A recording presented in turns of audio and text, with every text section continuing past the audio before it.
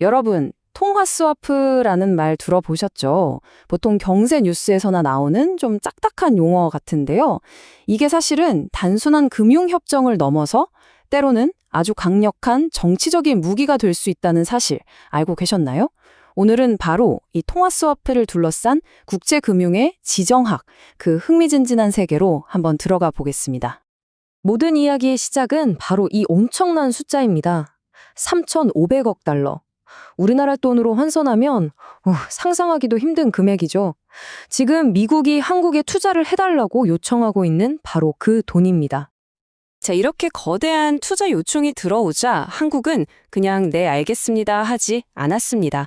대신 그렇다면 우리랑 통화 스와프부터 체결합시다 라는 조건을 역으로 내걸었죠. 여기서부터 아주 복잡하고 미묘한 협상이 시작된 겁니다. 네, 그래서 오늘 계속 이야기하게 될 이 통화 스와프.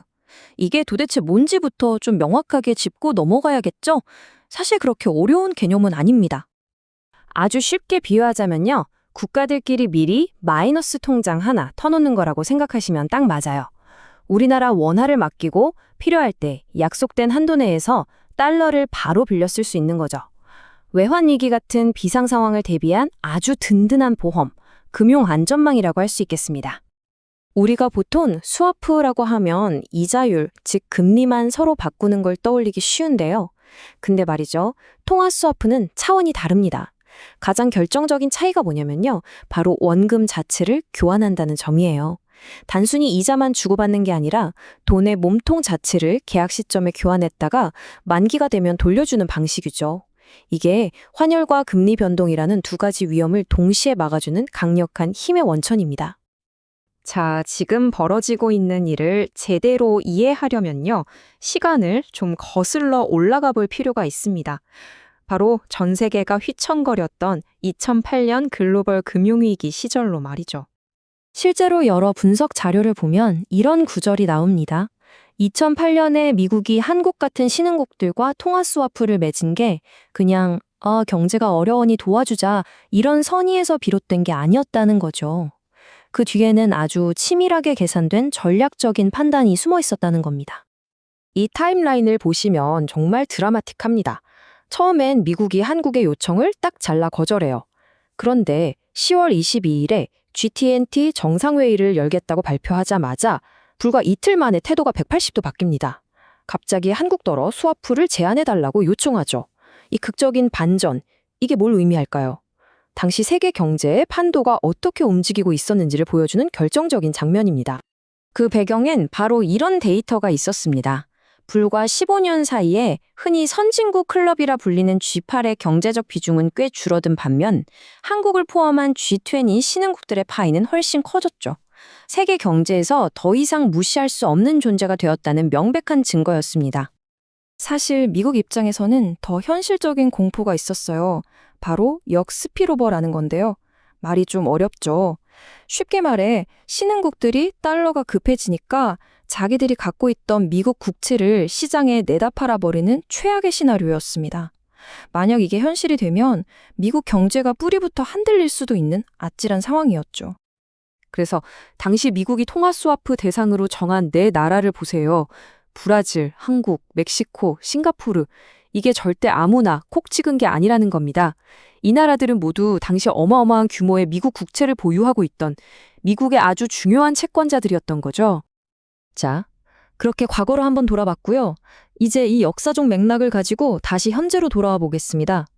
지금 미국과 한국이 벌이고 있는 이 팽팽한 대치 상황을 어떻게 해석할 수 있을까요? 첫 번째 관점은 이건 그냥 힘과 힘의 대결이다 라는 겁니다.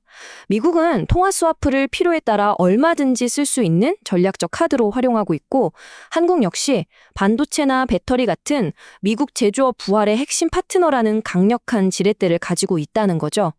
결국 각자 가진 패를 가지고 이익을 극대화하려는 고도의 수싸움이라는 분석입니다. 두 번째 시각은 정말 기발해요. 어떻게 보면 금융의 마술 같기도 한데요. 이런 겁니다. 미국 중앙은행이 일단 돈을 3,500억 달러를 만들어서 통화 스와프로 한국에 빌려줘요. 그럼 한국은 그 돈을 받아서 그대로 미국에 다시 투자하는 거죠. 실제 돈은 움직이지 않고 장부상으로만 왔다 갔다 하는 거예요. 이러면 미국은 투자를 유치해서 좋고 한국은 통화 안정을 꾀할 수 있으니 서로 윈윈이라는 아주 창의적인 해법입니다.